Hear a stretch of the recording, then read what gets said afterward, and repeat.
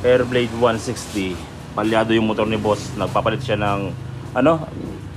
Throttle body. Throttle body, TPS ang issue. TPS ang issue. Napalit ng buong throttle body. So, ganun pa rin yung problema niya. Nagpalit ng bagong TPS. Tapos throttle body. Palyado pa rin yung motor ni boss. Kaya ang gagawin natin ay nire-remap natin. Baka masolve natin sa remap. Tapos ito naman yung ginagawa ni Daniel. Daniel, ano yan? TPS boss. EBS.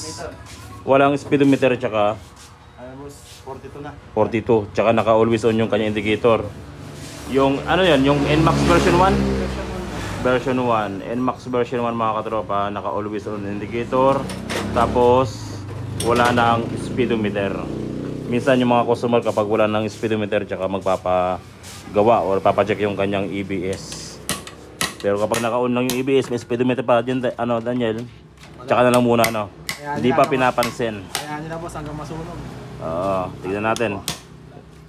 So, kadalasan, ayun no, naligo no, niregla.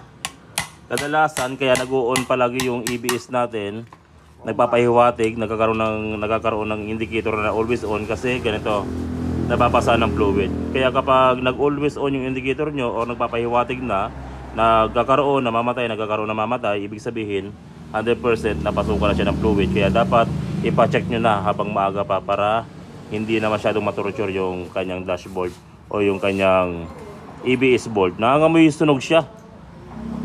Nangangamoy sunog na siya. Sungkitin mo nga, tingnan natin kung sunog.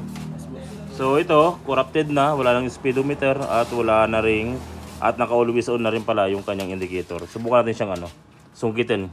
Baka sunog sa ilalim. Kaya advice ko mga katropa, kapag mayroon kayong EBS na umiilaw na yung indicator, ipacheck ka agad. Huwag nang pabayaan or huwag nang hayaan na dumating pa sa wala nang speedometer.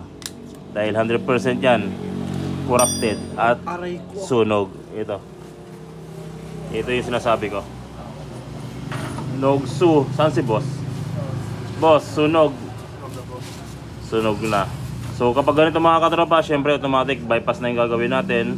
O tignan natin kung ito lang yung sunog niya, kung mabubuhay pa natin. Pero ito, sunog siya. Pero kung hindi na mabuhay, automatic bypass na yan. Kadalasan sa mga sunog, minsan lang mabubuhay. Pero try natin boss ha. Sayang din. Iba pa rin kapag merong EBS yung motor.